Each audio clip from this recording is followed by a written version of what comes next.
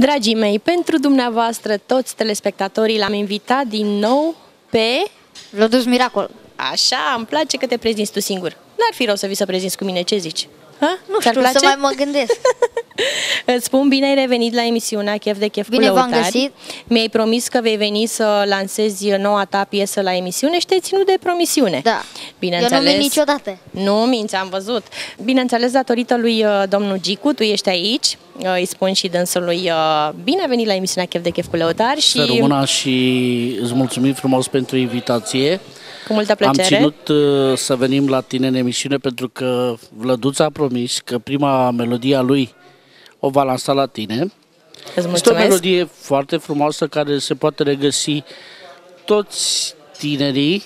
Este o melodie de dragoste, o melodie frumoasă, o melodie ritmată, care este în totalitate creația lui. Să dedicăm această frumoasă melodie pentru doamna Simona, nașa mea și mătușa lui. Simo, te iubesc! Și să ne urmărească emisiunea Chef de Chef cu Lăutari, pentru că tu vei fi în permanență aici și vei cânta pentru mătușa ta, da? Da, și pentru toți telespectatorii, și pentru Alex. Îți doresc mult succes și haideți să te ascultăm! Chef de chef! Din partea mea, Vlăduț Miracol, dedic din suflet această melodie pentru toți românii din întreaga lume.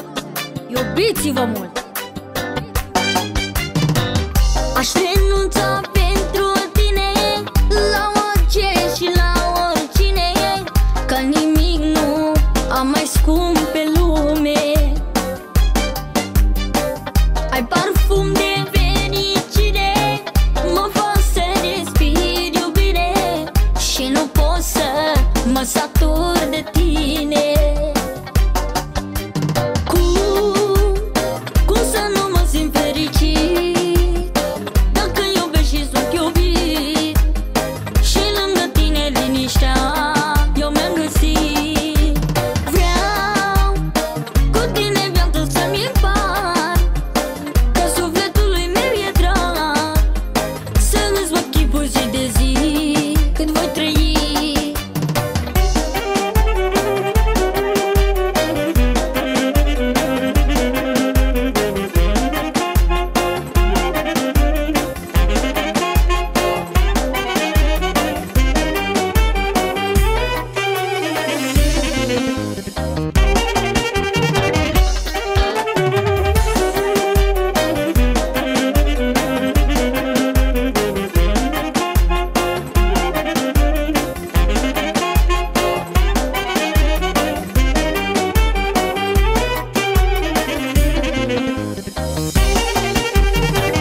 Cum te iubesc eu pe tine, n-a iubit nimeni pe lume. Tu știi, mie să-mi faci bine. Avem fericire în casă, orice zi este frumoasă. Norocul ne vine din dragostea noastră. Cum să nu mă simt fericit dacă iubesc și sunt iubit și lângă tine liniștea eu mi-am găsit. Vreau, cu tine viața să-mi împart, că sufletului meu e drag, să îți văd chipul zi de zi cât voi trăi.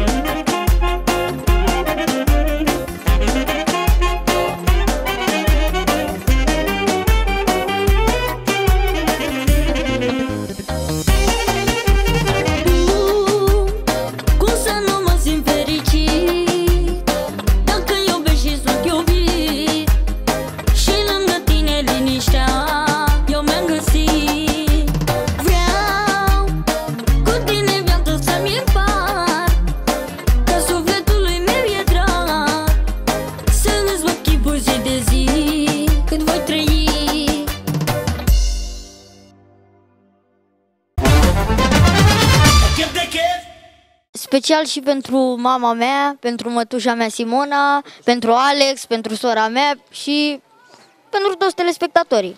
Să fie în loc de mărțișor toate piesele pe care le vei cânta, nu? Da.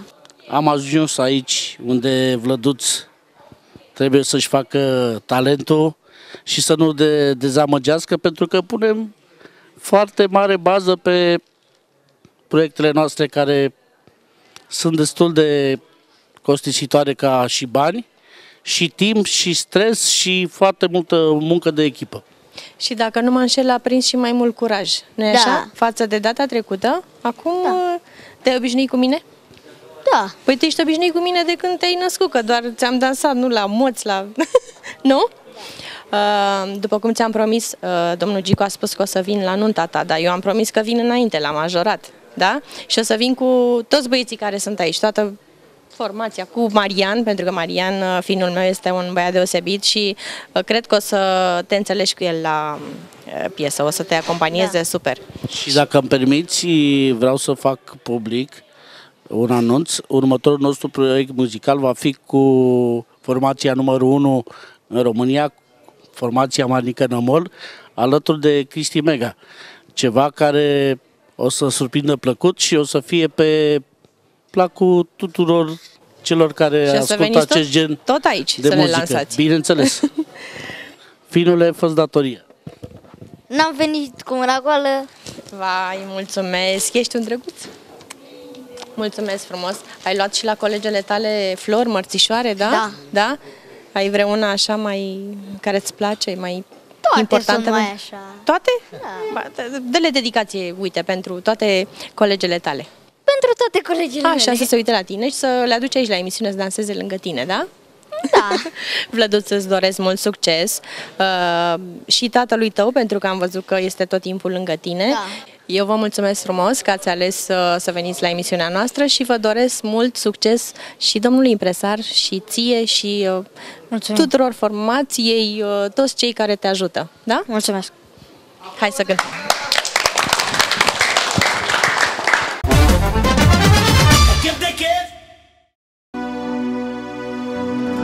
Din partea mea, Vlăduț Miracol, dedic cea mai frumoasă melodie special pentru mama mea, pentru Simona, pentru Gicu impresarul și pentru toți telespectatorii.